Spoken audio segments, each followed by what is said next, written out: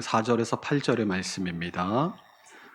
신약성경 53페이지 마가복음 1장 4절에서 8절의 말씀을 교독하도록 하겠습니다. 세례 요한이 광야에 이르러 죄 사함을 받게 하는 회개의 세례를 전파하니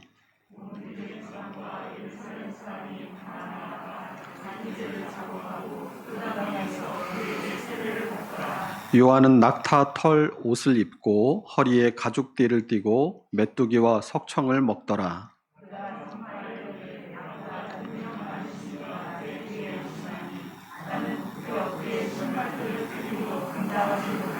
함께 있습니다. 나는 너희에게 물로 세례를 베풀었거니와 그는 너희에게 성령으로 세례를 베푸시리라. 아멘. 복음서는 예수 그리스도의 생애와 그분의 가르침을 증거하는 책입니다. 그 중에서 예수님의 생애와 가르침을 거의 비슷하게 기록하고 있다라고 해서 이 마태복음, 마가복음, 누가복음을 공관복음이다라고 합니다. 이 공통의 관점을 가지고 있는 복음서다라는 뜻이죠. 그래서 이 마가복음에 어떤 사건이 등장하면 이 마태복음과 누가복음에도 거의 비슷하게 같은 내용이 등장합니다. 오늘 우리가 마가복음 1장에서 살펴보고 있는 이 세례 요한에 대한 기사도 마태복음에는 3장에 그리고 누가복음에도 3장에 각각 등장하고 있습니다. 이 세례 요한의 기사에 대해 이 세 복음서의 공통점은 이 세례 요한이 광야에서 왔음을 밝혀주고 있다는 것, 그리고 모두 이사야 40장의 예언을 통해서 메시아가 오실 것을 선포하고 그의 길을 준비하라고 말씀하고 있다라는 것입니다. 그런데 각 복음서에 차이점도 있습니다. 마가복음에서는 세례 요한의 사역에 대해 본문 4절과 5절을 통해서 세례 요한이 광야에 이르러 죄 사함을 받게 하는 회개의 세례를 전파하니 온 유대 지방과 예루살렘 사람이 다 나아가 자기 죄를 자복하고 요단강에서 그에게 세례를 받더라 라고 짧게 기록하고 있는 반면에 마태복음은 많은 바리새인과 사두개인이 세례를 베푸는 자리로 나오자 세례 요한이 독사의 자식들아라고 일갈하며 그들에게 회개에 합당한 열매를 맺으라라는 내용이 등장합니다.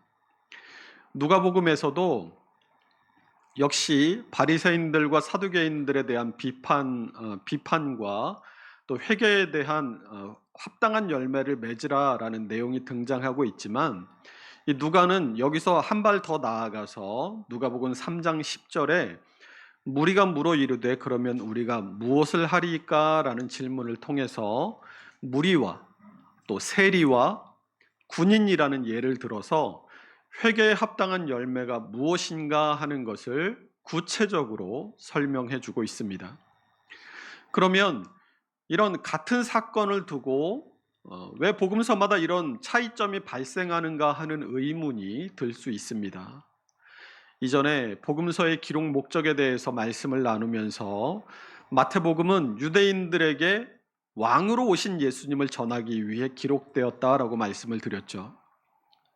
그래서 이 세례 요한에 대한 기사에 있어서도 마태복음 3장 8절을 보면 그러므로 회개에 합당한 열매를 맺고라고 열매 맺는 회개에 대해서 말한 뒤에 그 뒤에 바로 이어지는 마태복음 3장 9절에서 속으로 아브라함이 우리 조상이라고 생각하지 말라. 내가 너희에게 이르노니 하나님이 능히 이 돌들로도 아브라함의 자손이 되게 하시리라 라는 말씀이 바로 이어서 따라 나옵니다. 유대인들은 이 혈통을 매우 중요하게 여겼습니다. 그래서 혈통에 대한 예가 마태복음에 등장하는 것입니다.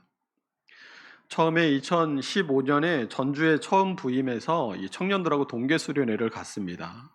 도착해서 짐을 내려놓고 잠시 다과를 나누면서 얘기를 나누다가 이제 프로그램을 이제 진행해야 될 시간이 된 것 같아서 자 이제 우리 정리하고 준비합시다라고 했더니 청년회장이 야 목사님이 잡들이 하기 전에 빨리 정리하자 이렇게 얘기를 하더라고요. 그러니까 청년들이 막 정리를 하는 거예요. 저는 그 말을 처음 듣는 말이라 그게 뭔지 좀 어리둥절하고 있는데 청년들은 다 알아듣더라는 거죠. 이런 예를 든 것처럼 마태복음이 열매 맺는 회개가 무엇인가에 대해서 혈통을 이야기했을 때 마태복음의 대상인 유대인들은 이 마태의 말이 무엇을 의미하는지를 단박에 알아차렸을 것입니다. 이에 반해서 누가복음은 가난하고 소외된 자들 또 이방인들을 위해서 쓰여진 복음서입니다. 그래서 유대인의 관습에 대한 이해가 없는 사람들에게 실생활에서 가장 가까이 접할 수 있는 예로 세리와 군인을 들어서 열매 맺는 회개가 무엇인가를 설명해 줍니다. 그러면 마가복음은 왜 본문 4절에서 세례 요한이 광야에서 와서 죄사함을 받게 하는 회개의 세례를 전파했다. 끝.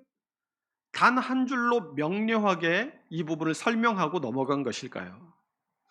먼저는 이 마가복음이 가장 먼저 쓰여진 복음서이고 마태복음은 이 마가복음의 기초에서 마가복음의 600개의 문장을 가져다가 그것에 유대인의 색깔을 채색해서 쓰여진 것이고 누가복음 역시 이 마가복음의 기초에서 이방인들이 이해하기 쉽도록 쓰여졌기 때문에 이 마태와 누가의 두 복음서의 기초가 되는 마가복음은 단순 명료할 수밖에 없다라고 설명을 하기도 합니다.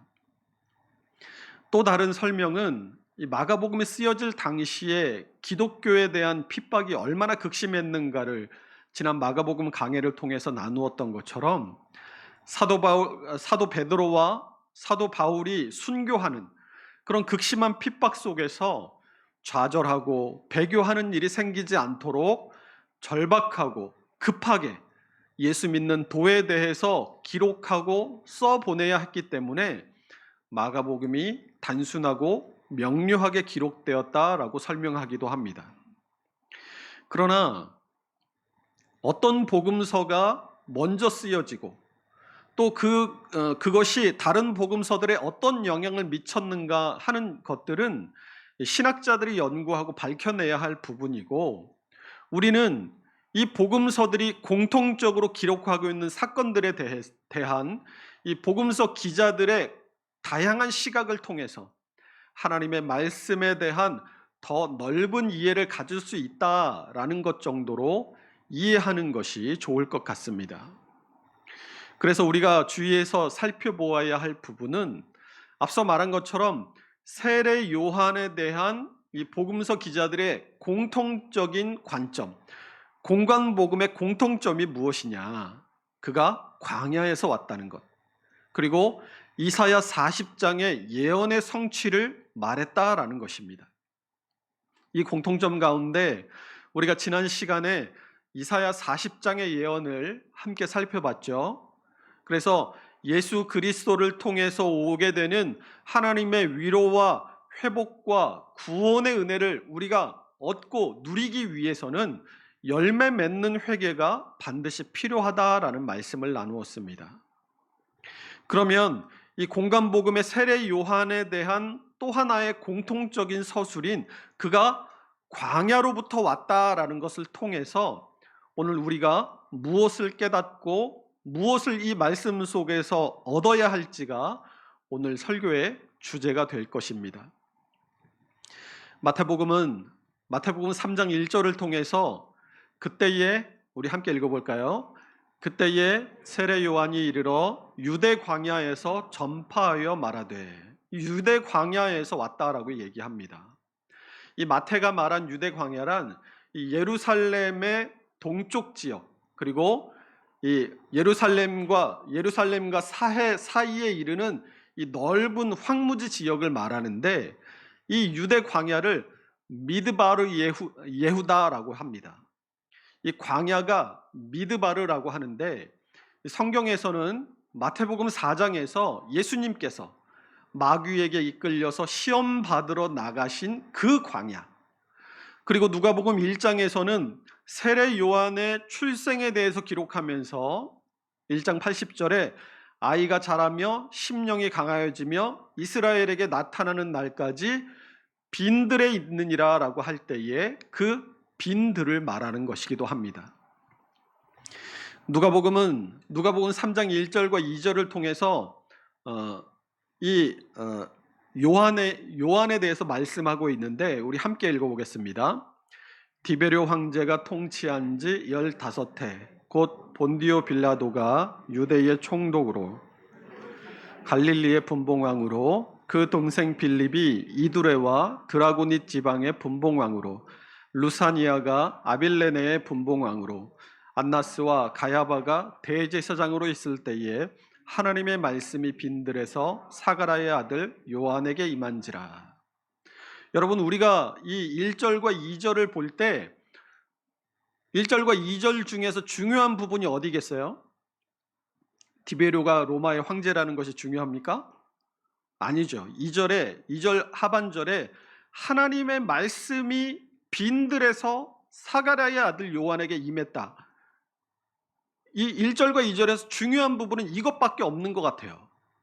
그런데 누가는 왜 이 1절과 2절을 통해서 로마의 황제인 디베료를 언급하고 유대 총독으로 빌라도가 지금 있음을, 또 헤롯과 그의 동생 빌립, 그리고 루사니아가 로마에 의해 왕으로 앉아 있으며 대제사장이 안나스와 가야바임을 장황하게 나열한 뒤에 하나님의 말씀이 빈들에서 사가랴의 아들 요한에게 임했다라고 말하고 있는 것이겠습니까?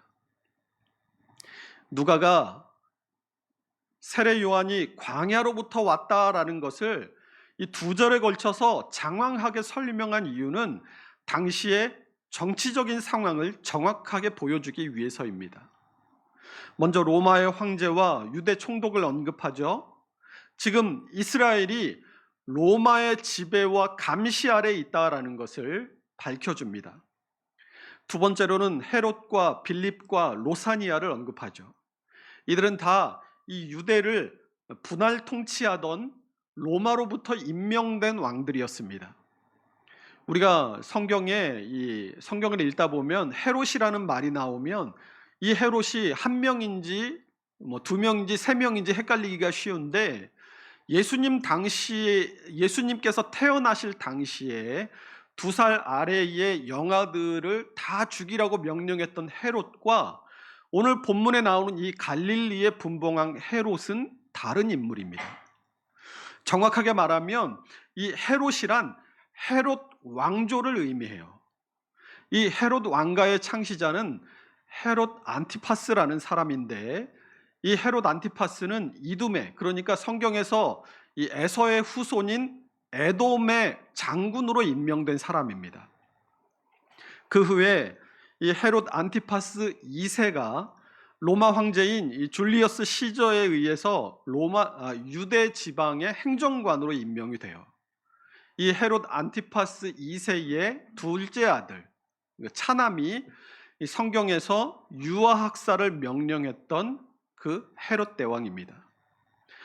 헤롯 대왕이 이제 죽으면서 자기의 세 아들인 아켈라오, 안디바, 빌립에게 나라를 나눠서 통치하게 했는데 우리가 읽었던 누가복음 3장 1절에서는 갈릴리는 헤롯 안디바가, 이드레와 드라고닛은 그 동생인 헤롯 빌립이, 그런데 이 세 아들의 이름 가운데 아켈라오의 이름이 없어요.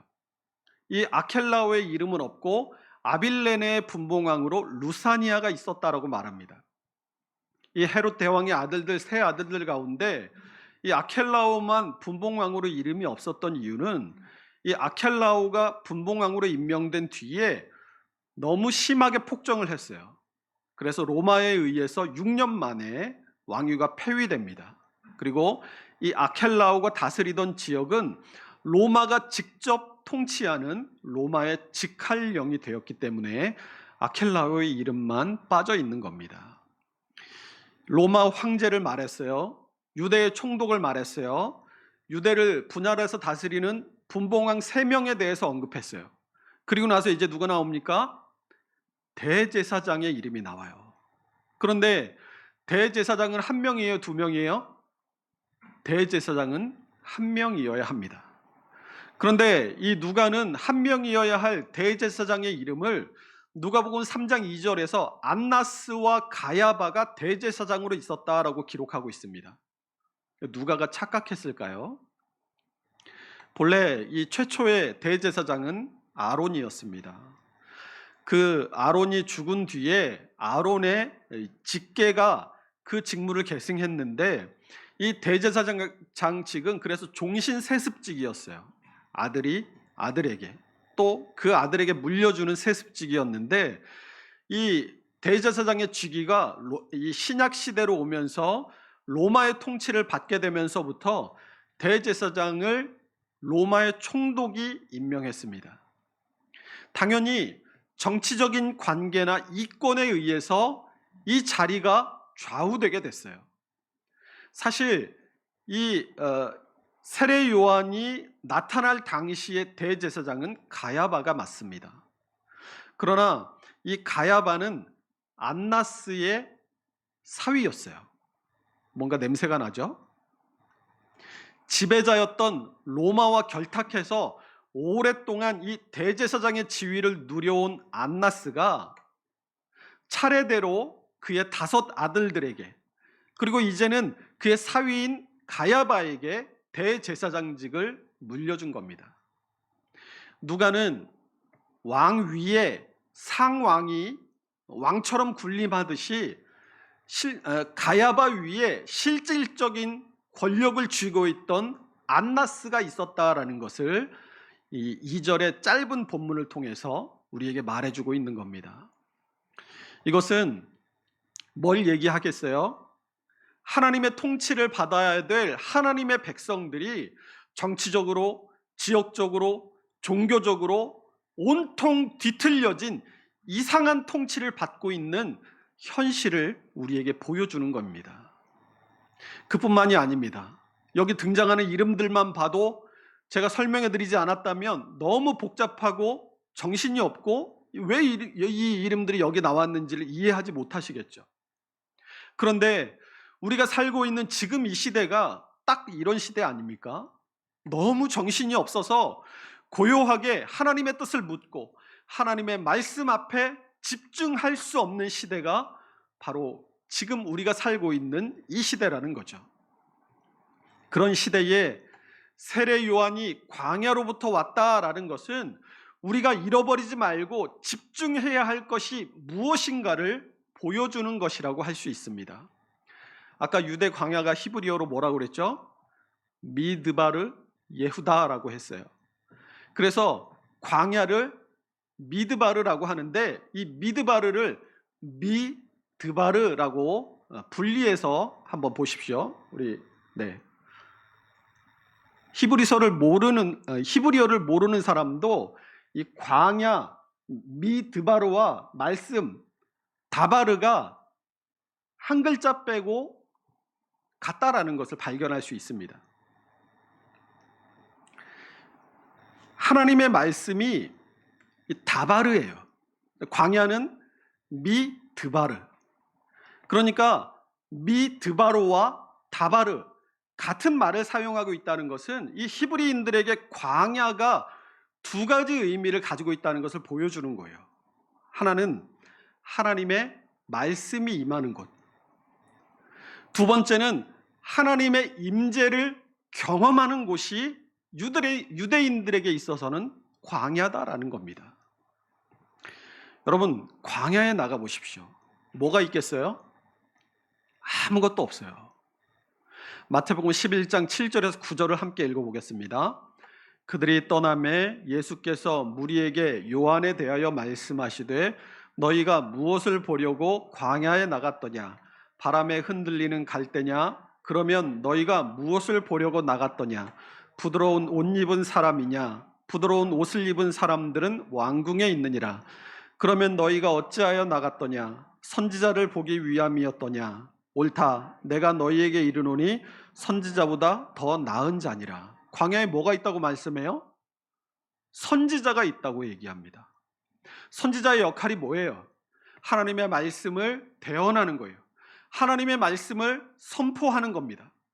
그래서 광야는 하나님의 말씀이 임하는 곳임과 동시에 하나님을 만나는 장소라는 개념이 유대인들에게 있었다는 거예요. 우리 출애굽기를 다 알고 계시죠? 하나님의 백성들이 출애굽한 뒤에 광야에서 40년 생활을 할 때 하나님께서 그들을 떠나지 않으시고 언제나 함께 하셨습니다. 낮에는 구름 기둥으로, 밤에는 불 기둥으로 그들의 앞길을 매일 인도하셨어요. 그래서 이스라엘 백성들은 날마다 아침에 일어나서 자신의 장막 앞에 서서 성막을 바라봤습니다. 그리고 그 성막의 임에 있는 구름이 떠오르면 장막을 걷고 짐을 챙겼어요. 구름이 떠나가다가 구름이 그 자리에 머물면 그 자리에 성막을 치고 자신의 장막을 치고 또 짐을 거기다 풀었습니다. 40년 동안이나 그걸 반복했어요. 뭐 한 거예요? 하나님의 임재를 날마다 체험한 겁니다. 그래서 광야는 하나님의 말씀이 임하는 곳, 하나님의 말씀으로 연단받는 곳, 하나님의 임재를 경험하는 곳이 바로 광야입니다.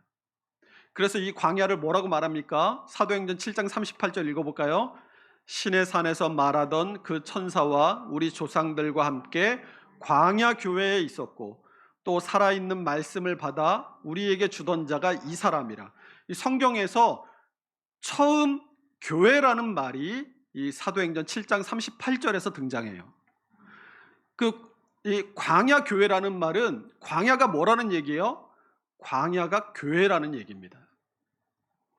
교회가 그러면 뭐 하는 곳이라는 거예요? 광야가 뭐 하는 곳이에요? 하나님의 말씀이 임하고 하나님의 말씀으로 연단받고 하나님의 임재를 경험하는 곳이 광야인데, 광야를 교회라고 한다면 교회는 그럼 뭐 하는 곳이 되어야 돼요? 하나님의 말씀이 임하고 하나님의 말씀으로 연단받고 하나님의 임재를 경험하는 곳이 바로 교회다라는 말입니다. 그러면 세례 요한은 왜 광야에서 왔습니까?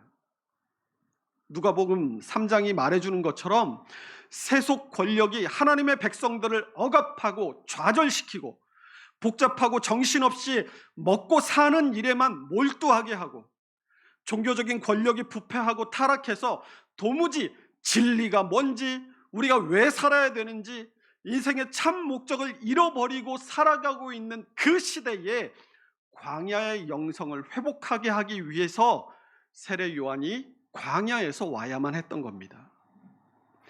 그렇다면 우리가 이 광야의 영성을 회복하기 위해서는 어떻게 해야 될까요? 광야를 찾아가야 됩니까? 맞습니다. 이 시대의 광야를 찾아가야 돼요. 조금 전에 광야가 뭐라고 얘기했어요? 광야가 교회라고 말씀드렸잖아요. 우리가 교회에 와서 하는 가장 중요한 일이 뭡니까? 뭐하러 교회에 와요? 예배하고 기도하러 교회에 옵니다. 디모데전서 4장 5절이 하나님의 말씀과 기도로 거룩하여짐이라 라고 말씀합니다. 우리가 거룩해지는 길, 우리가 예수 그리스도를 닮아가는 길, 우리가 성화되어 가는 길은 하나님의 말씀과 기도밖에 없는 줄로 믿으시기 바랍니다. 그런데 우리 시대의 교회가 지금 뭐 하고 있어요? 오늘날 한국 교회의 관심이 어디 있습니까? 내가 예배를 통해 하나님의 임재를 경험하고 하나님의 말씀을 듣고 깨달아서 내가 어떤 삶으로 하나님께 영광을 돌릴까, 그거에 관심이 있는 것이 아니라 화려한 무대장치, 화려한 조명, 아름다운 음악으로 어떻게 하면 성도들에게 더 아름답고 아름다운 감동을 줄 수 있을까, 그거에 집중하고 있지 않습니까? 오늘날 교회마다 예배마다 여러 가지 장치들을 통한 인위적인 감동이 하나님의 임재로 인한 은혜를 대체하고 있어요. 여러분, 그 찬양 집회 가본 적 있으시죠? 찬양 집회 가면 이런 스피커가 아니라 엄청나게 큰 공연용 스피커를 갖다 놓고 베이스를 둥둥둥둥 계속 두들겨 댑니다. 그러면 그 베이스가 우리 마음을, 이렇게 가슴을 때려요. 우리 심장을 때려요. 둥둥둥둥 때리면서 우리도 흥분하게 돼요. 그러면 그게 막 너무 좋은 거예요. 가슴이 떨리고 마음이 막 붕 뜨고. 그런데 그것이 진짜 은혜인지 아니면 그런 장치들을 통한 인위적인 감동을 우리가 은혜로 착각하고 있는 건 아닌지 그거 잘 분별해야 돼요. 그런데 이 한국 교회들이 하나님의 은혜, 하나님의 임재를 경험하고 그것을 찾으려고 애쓰는 수고를 거부하고 그냥 감정을 충족시켜 주는 것, 그걸로 값싼 은혜를 대체하고 있는 거예요. 그걸 어떻게 분별할 수 있어요? 내가 예배를 드리고 나서 내 삶이 변화되는가 하는 것을 가만히 지켜보면 됩니다. 예배를 드리고 감동을 받았어요. 나오면서 오늘 예배 너무 은혜 받았다라고 말은 하는데 내가 돌아가서 내 삶의 자리에서 아무런 변화가 없어요. 그건 그냥 감정적으로 충족했을 뿐이에요. 세례 요한이 외친 말이 무엇입니까? 회개에 합당한 열매를 맺고, 열매가 맺히지 않으면 아무런 소용이 없습니다. 화병에 꽂힌 꽃이 아무리 아름다워 보여도 그 꽃의 미래를 우리는 다 알고 있습니다. 갈라디아서 5장 22절에서 24절을 함께 읽어보겠습니다. 오직 성령의 열매는 사랑과 희락과 화평과 오래 참음과 자비와 양선과 충성과 온유와 절제니 이 같은 것을 금지할 법이 없느니라. 그리스도 예수의 사람들은 육체와 함께 그 정욕과 탐심을 십자가에 못 박았느니라. 아멘. 내가 광야인 교회에 와서 진짜 예배를 통해서 하나님을 만나고 그분을 발견했다면 반드시 성령의 열매가 우리의 삶 속에 맺혀지게 됩니다. 예배 드리면 성령의 열매 첫 번째가 뭐예요? 사랑이잖아요. 예배 드리면 사랑하지 못했던 사람을 사랑할 수 있어야 합니다. 당장은 아니더라도 조금씩이라도 반드시 변화가 있어야 돼요. 내가 저 사람 때문에 교회 안 가. 그 마음이 누그러져서 그래도 내가 미워하지 말아야지가 되고, 더 변화돼서 주님의 마음으로 내가 사랑해 봐야지 하게 되고, 더 변화되면 주님, 내가 주님 안에서 저 사람을 사랑합니다. 이게 되는 거예요. 희락도 마찬가지예요. 내가 예배를 통해서 하나님을 만났다면 기뻐하게 됩니다. 처음에는 아이고 지겨운 내 팔자야 하던 사람이 예배에 나와서 하나님을 만나게 되면 예배가 즐거워져요. 예배만 즐겁다가 이제 원수 같던 남편과 아내가 즐거워집니다. 돈 잡아먹는 귀신 같던 자녀들이 즐거워지고, 내 직장 생활을 힘들게 했던 직장 동료들이 즐거워져요. 점점 더 나아가면 삶의 목적을 발견하게 되고 삶 자체가 즐거워지게 되는 겁니다. 이렇게 시냇가에 심기운 나무가 철을 따라서 열매를 맺고 잎사귀가 마르지 않는 것처럼 예배를 통해서 하나님을 만나고 그분의 임재를 경험한 사람은 그리스도의 장성한 분량에까지 자라나게 되고 반드시 열매를 맺게 되는 것입니다. 기도도 마찬가지예요. 내가 대표 기도할 때 어떻게 하면 듣는 사람들이 저분 기도 참 잘한다 이런 소리를 들을까? 그래서 온갖 미사여구들을 찾아서 내 기도문에 이거는 좀 써먹어봐야지, 이건 좀 써먹어봐야지 짜집기 해가지고 온갖 미사여구를 끌어다가 기도하는 경우들 많이 봤어요. 그러나 기도에 대한 예수님의 가르침을 우리는 잊지 말아야 합니다. 마태복음 6장 7절 함께 읽습니다. 또 기도할 때에 이방인과 같이 중언부언하지 말라. 그들은 말을 많이 하여야 들으실 줄 생각하느니라. 중언부언은 중언과 부언이에요. 중언은 했던 말 또 한다는 거예요. 부언은 했던 말에 자꾸만 사족을 붙이는 것이 부언이에요. 쉬운 성경에는 그래서 이 말을 이방 사람들처럼 아무 의미 없는 말을 되풀이하지 마라라고 번역해 놨습니다. 메시지 성경에서는 이 중언부언을 허튼 소리라고 번역했어요. 우리는 흔히 유창하고 화려하게 기도하면 좋은 기도라고 착각하기 쉽습니다. 방금 읽은 마태복음 6장 7절에서 이방인과 같이 중언부언하지 말라고 하잖아요. 왜 이방인이 여기 나오냐면 이방인들은 자기 신에게 기도할 때 긴 인사말을 사용했어요. 여기에는 황제도 포함되어 있습니다. 당시에는 황제도 신으로 여겼으니까요. 이방인들은 신이 진노하지 않도록 신의 모든 칭호를 다 정확하게 사용하려고 노력했습니다. 그래서 기록으로 남아있는 로마 시대의 기록물들을 보면 이런 노력들의 결과물들을 알 수 있게 됩니다. 볼까요? 20대 호민관의 권위를 가지신 분이요, 19대 황제시며 8대 정무관이시며 아버지 중에 아버지 총독이신 갈레리우스, 발레리우스, 막시마누스, 인빅투스, 아우구스투스, 폰티펙스 막시무스, 게르마니쿠스 막시무스, 아케타쿠스 막시무스, 포이비쿠스 막시무스, 사멘티쿠스 막시무스, 페르세쿠스 막시무스. 이 막시무스가 무슨 뜻이냐면 지극히 높으신, 이런 뜻이에요.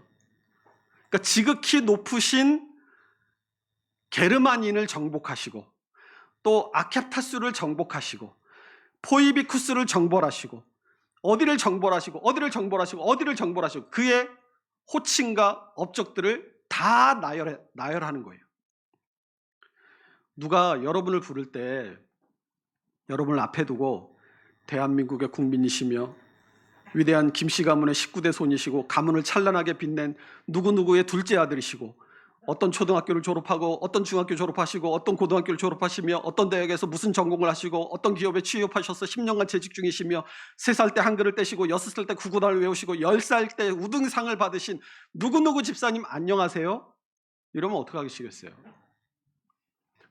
근데 이게 한 번이면 재밌는데 부를 때마다 이렇게 얘기하는 거예요. 장황하게 부르고 나서 불렀으니까 대답할 거 아니에요. 왜요? 밥 드시라고요. 이러면 짜증이 확 올라오지 않겠어요? 우리의 기도가 내가 어떤 미사역으로 기도를 할까가 아니라 하나님의 임재 앞에 지금 내가 서 있다라는 것을 인식하고 온 마음과 정성을 다해서 예배하고 진정한 마음으로 하나님을 바라보고 그분의 뜻이 나를 통해서 우리 가족을 통해서 우리 교회를 통해서 이루어지기를 간절히 기도하는 것이 그리스도인의 마땅한 신앙임을 잊지 마시기 바랍니다. 예수님께서 이 말씀을 하시고 가르쳐 주신 것이 바로 주기도예요. 너희는 이방인들처럼 아무 의미 없는 말을 잔뜩 나열하면서 기도의 본질을 잃어버리지 말고 이런 것들을 기도하라고 가르쳐 주신 겁니다. 종교개혁은 타락하고 본질에서 벗어난 중세 카톨릭 교회를 벗어버리고 초대교회로 돌아가자는 운동이었습니다. 그러면 여기서 말하는 초대교회가 어떤 교회를 말합니까?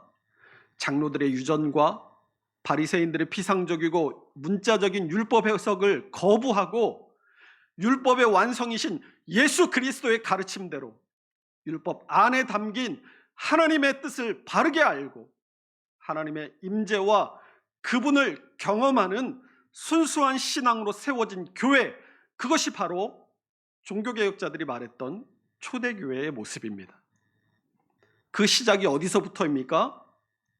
바로 광야에서부터 온 세례 요한의 퍼포먼스를 통해서 다시금 광야의 영성을 깨닫고 세상의 부조리와 복잡함을 다 내어버리고 하나님께 집중하기 시작한 데서 초대교회의 모습이 시작되었습니다. 그러므로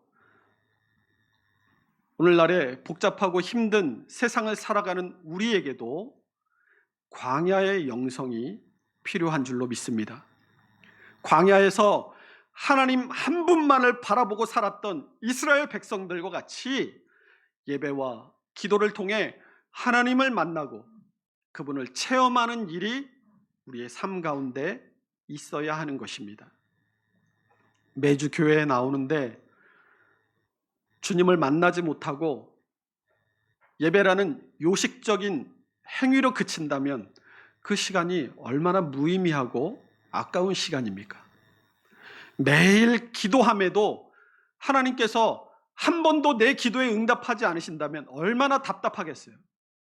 그러므로 예배를 간다, 이번 주 예배 드렸다, 이게 중요한 게 아니라 예배를 통해서 내가 무엇을 하고 내가 무엇을 얻어야 하는가 하는 것을 바르게 알고 그 알을 가지고 예배를 통해 주님을 만나기를 힘쓰고 예배를 통해 세상을 믿음으로 살아갈 힘과 용기를 얻고 우리의 삶의 자리로 돌아가야 하는 것입니다.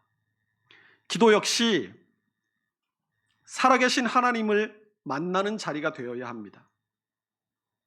내 주님은 나의 기도에 응답해 주시는, 지금도 살아 역사하시는 하나님이시구나 하는 것을 날마다 기도를 통해 체험해야 돼요.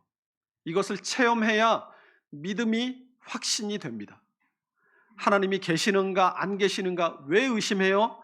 하나님이 살아계시다라는 것을 내가 경험해 보지 못했기 때문에, 체험해 보지 못했기 때문입니다.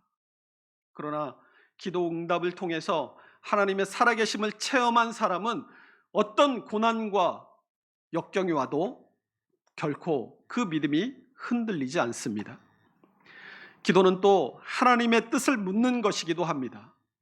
조용히 하나님의 말씀을 묵상하고 내 입술을 그치는 것만이 아니라 내 생각과 내 마음이 가는 것들을 멈추고 침묵을 통해서 하나님의 말씀이 임하여지기를 기다리고 그 안에서 주님의 뜻을 발견하려고 노력하는 것이 기도예요.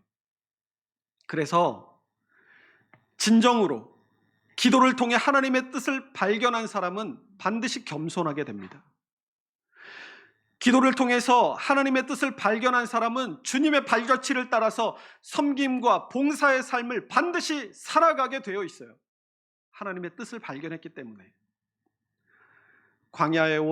광야에서부터 온 이 세례 요한은 현실에 묻혀서 하나님을 잃어버리고 살았던 사람들에게 참 신앙이 무엇인가를 일깨워 줍니다.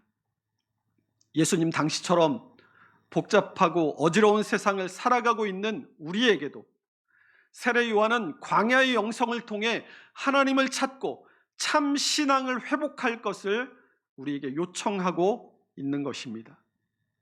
그러므로 이번 한 주간 예배와 기도를 통해 하나님의 임재를 경험하고 하나님께서 우리의 기도에 응답하시는 살아계신 하나님이심을 확신하며 참 신앙으로 돌아가 성령의 열매 맺는 삶을 살아갈 수 있는 우리 모두가 될 수 있으시기를 주님의 이름으로 축원합니다. 기도하겠습니다. 좋으신 하나님,